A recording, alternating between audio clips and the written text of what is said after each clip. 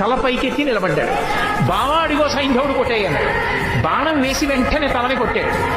కొట్టగానే మాయాతిబిరాన్ని తొలగించాడు. చీకటి పడ్డా కొట్టాడందాం అనుకున్నారు, మళ్ళీ సూర్యుడు పైకి వచ్చాడు. అమ్మా మనం పొరపాటు పడ్డాను రా, సూర్యాస్తమయం అవ్వలేదనుకుంటున్నారు. సైంధవుడి తల బావా కింద పడిందో నీ తల 100 ఒక్కలైపోతుంది. ఎందుకంటే సైంధవుడికి తండ్రి ఉన్నాడు, వృద్ధక్షత్రుడు ఆయన పేరు. ఆ వృద్ధక్షత్రుడికి తపస్సు చేస్తే పుట్టాడు జయద్రథుడు అన్న పేరుతో సైంధవుడు. ఆయన పుట్టినప్పుడు అశరీరవాణి పలికింది. ఇతని యామరపాటులో ఉన్నప్పుడు ఒక సుక్షత్రియుడు ఇతని తల కొట్టేస్తాడంది. వెంటనే తండ్రి అన్నాడు, ఏ సుక్షత్రియుడు నా కొడుకు తల కొట్టి కింద పడేస్తాడో వాడి తల 100 ఒక్కలైపోతుందండి. ఎవడు తల కొట్టి కింద పడేస్తాడో వాడి తల 100 ఒక్కలవుతుంది అన్నాడు. బావా నీకు తెలియదు, వాళ్ళ తండ్రి శాపం ఉందా, తల కింద పడిపోతే నీ తల 100 ఒక్కలైపోతుంది, అందుకు నా తల కింద పడకుండా వంతులాడన్నాడు.